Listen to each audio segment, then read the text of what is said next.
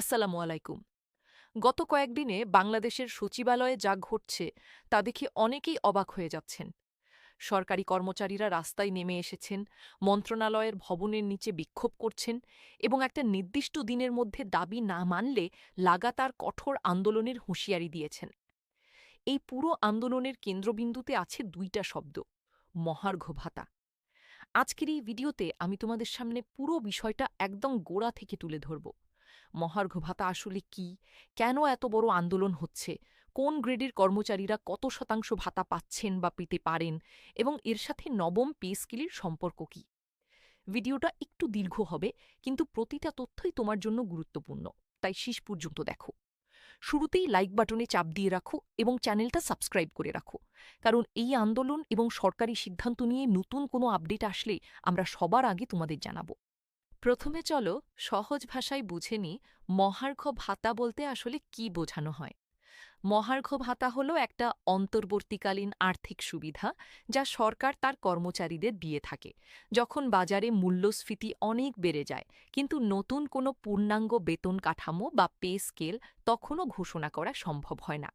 সহজ কথায়, এটা একটা সাময়িক সমাধান, যাতে কর্মচারীদের জীবনযাত্রার ব্যয় কিছুটা সামাল দেওয়া যায়, যতদিন না একটা সম্পূর্ণ নতুন পে স্কেল আসে।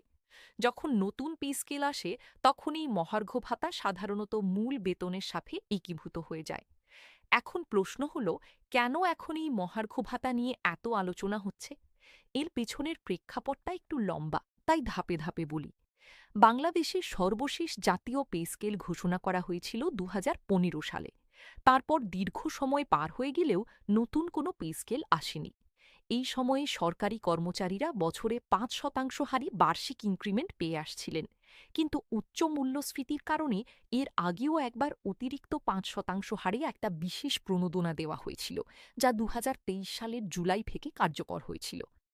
তবে এই বিশেষ প্রণোদনা যথেষ্ট ছিল না, কারণ এর মধ্যে দেশে আরও বড় ধাক্কা আসে।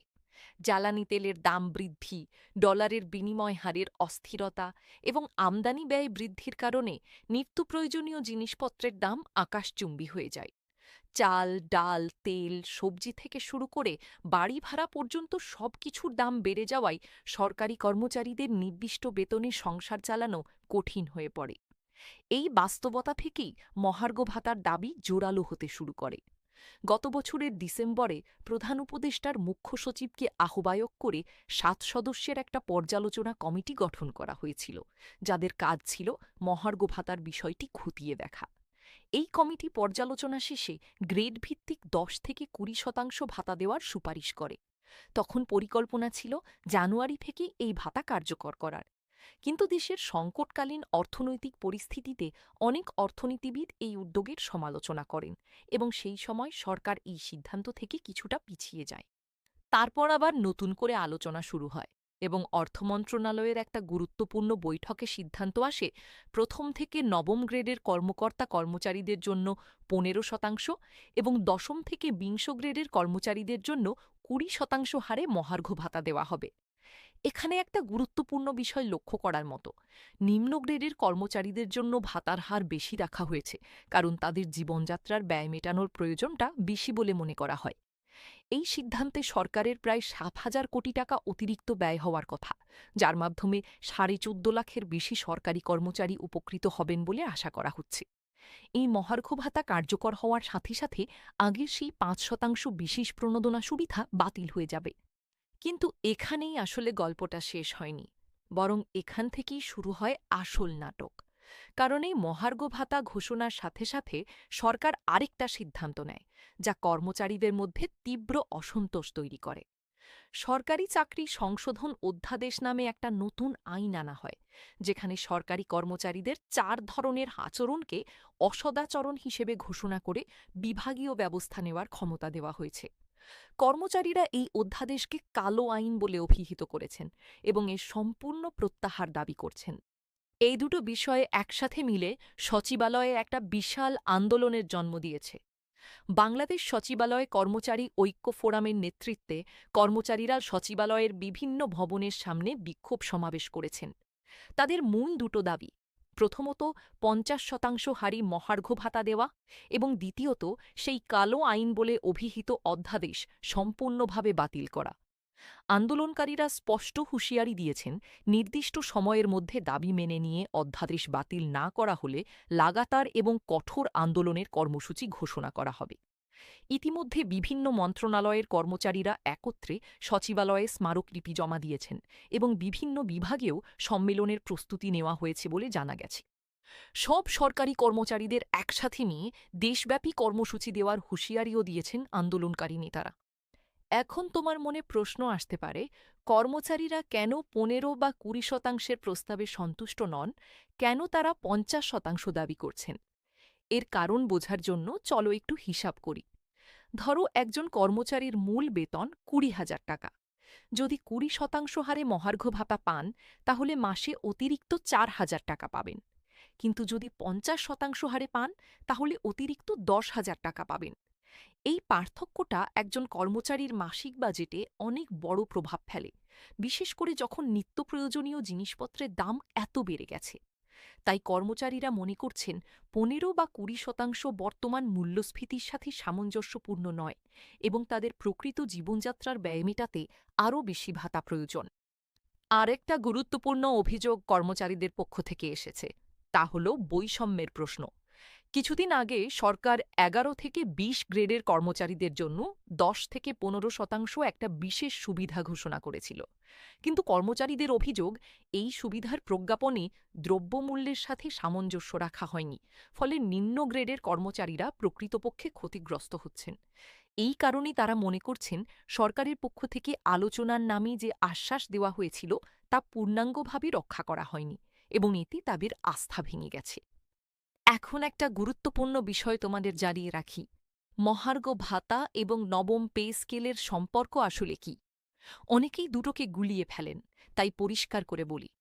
মহার্ঘ ভাতা হলো একটা সাময়িক ব্যবস্থা, যা নতুন পে স্কেল না আসা পর্যন্ত কর্মচারীদের কিছুটা স্বস্তি দেওয়ার জন্য দেওয়া হয়। অন্যদিকে নবম পে স্কেল হলো একটা সম্পূর্ণ নতুন এবং স্থায়ী বেতন কাঠামো, যা মূল বেতন থেকে শুরু করে সব ধরনের ভাতা নতুন করে নির্ধারণ করবে। বর্তমানে আলোচনা চলছে ১০% মহার্ঘ ভাতা নতুন বেতন কাঠামোর সাথে কিভাবে সমন্বয় করা হবে। তা নিয়ে অর্থ মন্ত্রণালয়ের একটা উচ্চ পর্যায়ের কমিটি কাজ করছে। তাদের সুপারিশের ভিত্তিতেই চূড়ান্ত সিদ্ধান্ত নেওয়া হবে। এখন এসো একটা বড় প্রশ্নের উত্তর খুঁজি। সরকার কেন একবারে ৫০% মহার্ঘ ভাতা দিতে রাজি হচ্ছে না? এর প্রধান কারণ হল অর্থনৈতিক বাস্তবতা।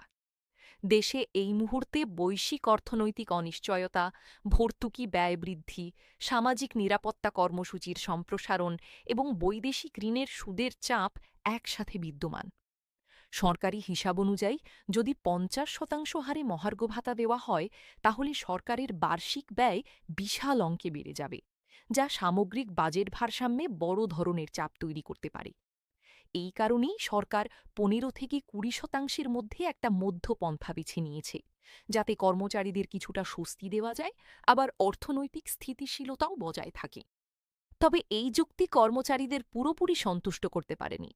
তাদের পক্ষ থেকে যুক্তি দেওয়া হচ্ছে, গত ১১ বছরে তারা দুটো পে স্কেল থেকে বঞ্চিত হয়েছেন এবং এই দীর্ঘ সময়ে মূল্যস্ফীতি যে হারে বেড়েছে তার সাথে তুলনা করলে ১৫ বা ২০% কোনোভাবেই পর্যাপ্ত নয়। তারা মনে করছেন, যদি সরকার সত্যিকার অর্থে তাদের পাশে থাকতে চায়, তাহলে অন্তত ৫০% হারে ভাতা দিয়ে তাদের প্রতি ন্যায্য আচরণ করা উচিত। এখন চলো আরেকটা গুরুত্বপূর্ণ কোণ থেকে বিষয়টা দেখি।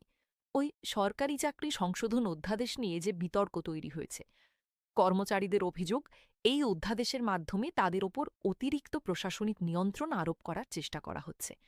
তারা মনে করছেন, এই আইনের মাধ্যমে কর্মচারীদের বাকস্বাধীনতা এবং সংগঠিত হওয়ার অধিকার সীমিত করার একটা প্রবণতা আছে।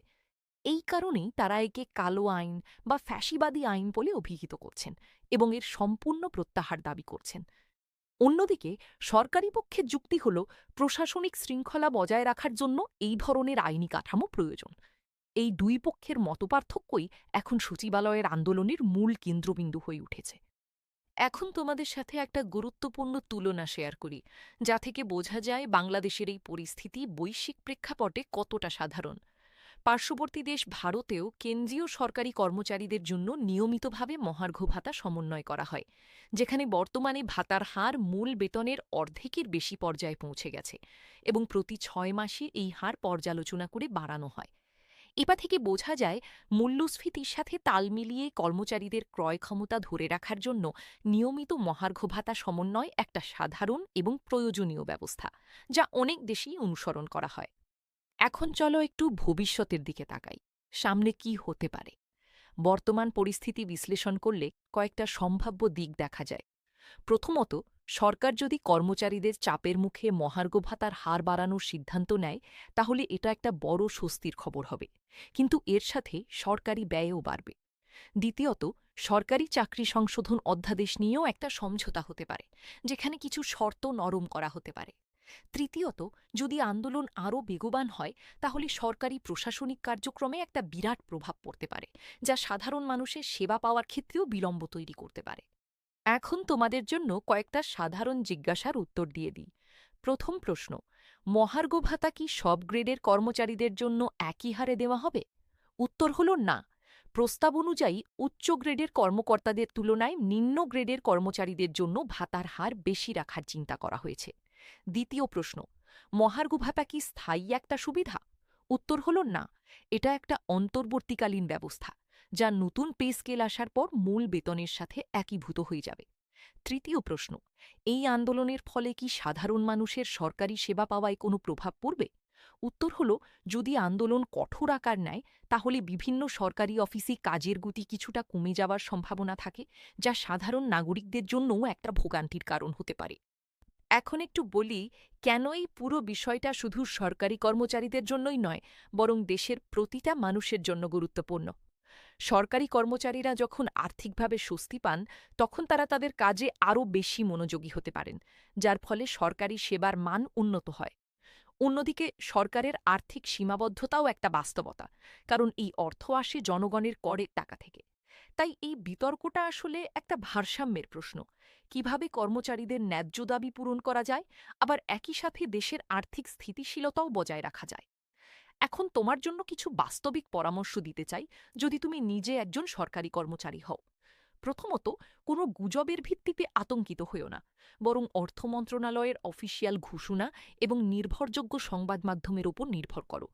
দ্বিতীয়ত, যদি কোনো আন্দোলন বা কর্মসূচিতে অংশগ্রহণ করতে চাও, তাহলে নিজের প্রতিষ্ঠানের নিয়মকানুন এবং সরকারি নির্দেশনা মেনে চলো। তৃতীয়ত, মহার্ঘ ভাতা বা পে স্কেল সংক্রান্ত যে কোনো সিদ্ধান্ত গেজেট প্রকাশের আগ পর্যন্ত ১০০% নিশ্চিত বলে ধরে নিও না। সবশেষে বলি, মহার্ঘ ভাতা নিয়ে যে আন্দোলন এখন চলছে, তা আসলে অনেক বড় একটা বিষয়ের ছোট একটা প্রতিফলন। ১১ বছর ধরে আটকে থাকা পে স্কেলের প্রশ্ন, মূল্যস্ফীতির সাথে বেতনের অসামঞ্জস্য এবং সরকারি কর্মচারী আর প্রশাসনের মধ্যে আস্থার সংকট। এই বিষয়গুলো সমাধান হলেই হয়তো এই ধরনের বারবার আন্দোলনের প্রয়োজন কমে আসবে। আমরা সবাই আশা করি সরকার এবং কর্মচারীদের মধ্যে একটা গ্রহণযোগ্য সমঝোতা হবে, যাতে দুই পক্ষই উপকৃত হয় এবং দেশের প্রশাসনিক কার্যক্রম স্বাভাবিকভাবে চলতে পারে। যদি এই ভিডিওটা তোমার কাছে গুরুত্বপূর্ণ মনে হয়, তাহলে এখনই লাইক করো। কমেন্টে জানিয়ে দাও তুমি কত শতাংশ মহার্ঘ ভাতা যুক্তিসঙ্গত মনে করো।